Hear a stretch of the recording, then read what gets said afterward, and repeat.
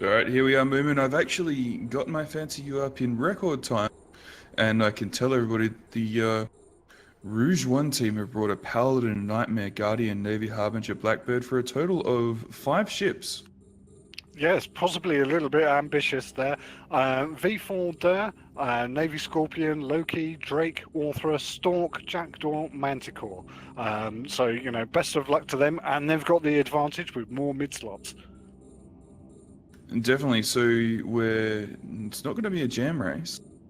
That Loki possibly a rep Loki? We can take a closer look at the Loki and see if he's got any guns on him. And he doesn't. So that's going to be a Logi Loki. Lazard and Nightmare with Capri Suncraft Foods in the Paladin. Laz, a relatively well-known PvPer, and Butcher of BTAC RB. BTAC RB? Intro, what I just realized is that Wild has placed all of these guys into the V4DER Alliance, or V4DER Corporation. It was weird to see Laz in V4DER instead of AMOC. Maybe he is CEO after all, yeah? Yeah, maybe. Alright, just waiting to see the match start here, guys, and that should be very quickly. Who are you going for here? Who are you going for? I've got to go for the beard. I'm going for Laz. Really? I don't care, like, as long as Laz survives, I'm happy. Seriously, your card is being marked, you treacherous dog. Anyway, V4DER for me, but that was an obvious one. Alright, it looks like, is the match underway? Yes, it is indeed. Alright, no damage as of yet. Let's see whether or not we got reps coming off it. The Navy Scorpion jammed, or has jams happening. The Manticore for the V4DER team taking damage, getting reps straight back up by the Loki. But not much tank on that Manticore. Blackbird getting into armor. He's the one that's going to be jamming the Navy Scorpion on Loki. Possibly the Loki jammed by the Blackbird. So maybe the RNG gods are shining upon Arch Sarah. Heaps and heaps of jams from that Blackbird. Obviously we don't know if the jams are actually happening, but not much attack from the V4DER team. The Stork of the V4DER team going down as well. So, wow, this is crazy. Well, there again, it looks like the ECM from the Blackbird is actually being applied. It looks like it's definitely got like 4 modules, so it's able to cover a really big chunk of what's remaining now of the V4DER team. Yep. So the Loki is looks like the Jackdaw is receiving a remote route from the Loki. So those guys are all good. Obviously with the Tengu band, they brought this Loki, and the Loki seems to be holding up just fine, but we're seeing sort of like a glut in damage from both teams right now, possibly because of the jams from the Rouge 1 team, and I'm not sure, jams from the Rouge 1 team, and I'm not sure what's going on with the other team. Well, with Rouge 1, we've got the battleships that are just sat there at 0. They're not moving. They're keeping that composition relatively nice and tight, so they can actually get the full effect of the Guardian reps. And then what they're doing is they're just kind of jamming stuff out. Now, Rogue One don't actually need to do anything now. It's they're ahead on points. They can just sit there as long as they can tank the damage. Harbinger Navy issue taking damage, and also it looks like they've switched over to the Blackbird as well. A little bit of switching is never a bad thing when you're trying to get past the reps of that Guardian. The Guardian, obviously the only T2 logistics on the field, doing a great job holding up everybody on the Rouge 1 team. The Loki not doing too bad either. It's just that the Stork and the Manticore kind of low effective HP ships. So. Well, also, and the target painter doesn't help. But that Jackdaw going into armor now by the looks. Yeah, exactly. He's down straight away. So. But with the Blackbird reps, EVOR modules being applied as they are, then it means that they become more effective with the less ships that V4DER actually have. I mean, V4DER still here have a hell of a tank, a hell of a kind of defense, but each time that Loki, if it does get jammed out, because it has relatively good defense against EVOR, it's going to cause them problems.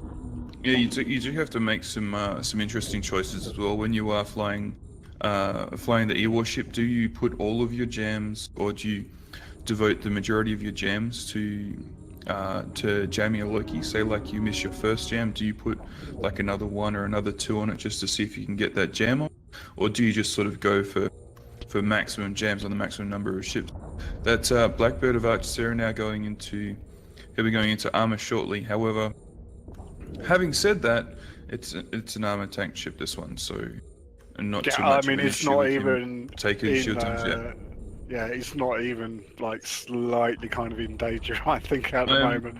I'm kind of surprised that the Rogue One team is not doing that much damage. I think it's a little bit kind of like, positional at this time. Equally, they don't need to, and if you're like well set up, they just need to sit there. Range, then yeah, it's like you can just take your time. Yeah, that's Paladin of Capri Sun Craft Foods plinking away at Jamie Sollet's Loki. You'd have to think that Loki has like at least an ASB that he's not even using yet. So, as I said, the damage from both teams has gone down a ton. But one would assume that the damage from the V4DER team going down is based on the jams from the other team. And now, you've got light shield maintenance bots as well from V4DER that are kind of like active, so they're probably around. Yeah, this is a big move from the Rogue One team. They're now pushing towards the V4DER fleet. We're going to see what happens. Obviously, like these are Mars ships are probably looking to get in a close range with their weapons and actually kill some more stuff. We'll look for that attack bar to sort of boost up a bit. Yeah, we're also seeing the new effect coming through to that Loki now as well. So, that's obviously going to be putting cap pressure on it. That may be the reason for the approach, is to get in range for those new. And that Loki now using his ASB, not much damage at all being applied to the Rogue One team. It's kind of weird that the V4DER team, while taking a heap of shield damage, but we'll wait to see what happens when he gets into armor. Laz taking a bit of shield damage now. It's kind of interesting whether or to not see. They've got any smart bombs as well, because obviously just cleared drones.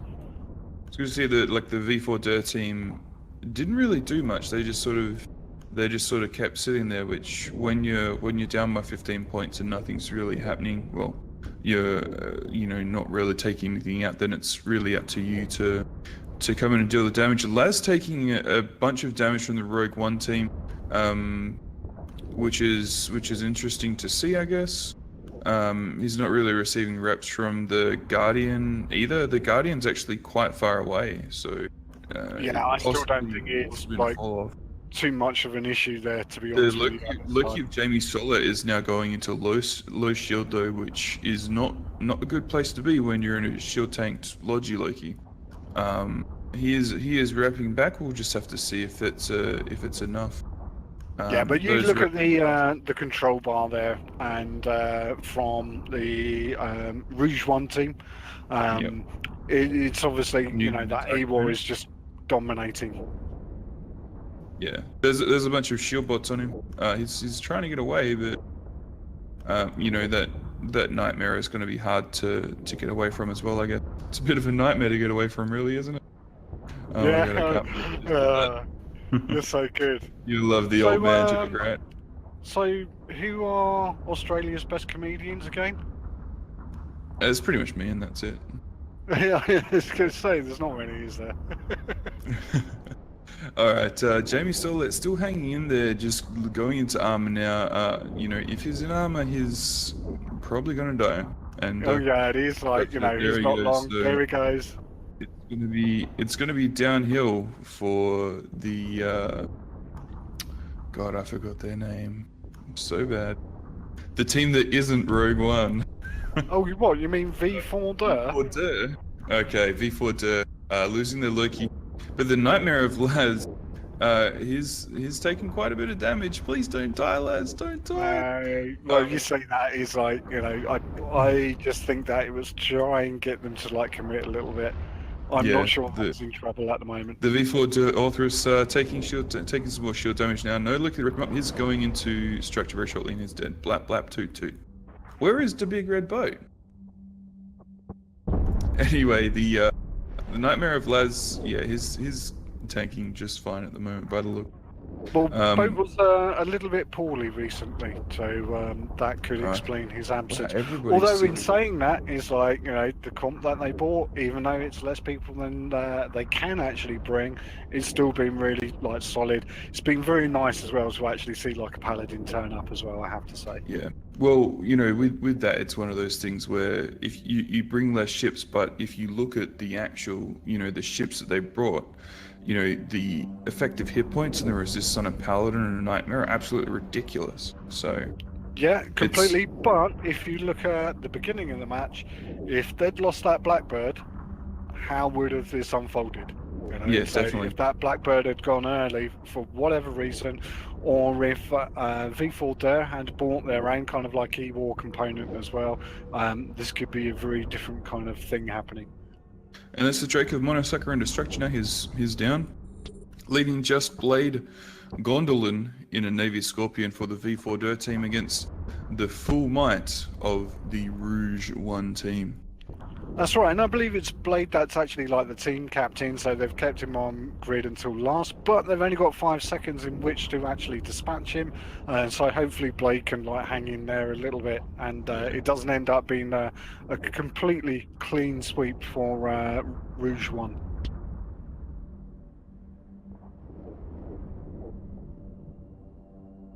Alright, and with that, we'll head back to the studio and see you guys very, very shortly.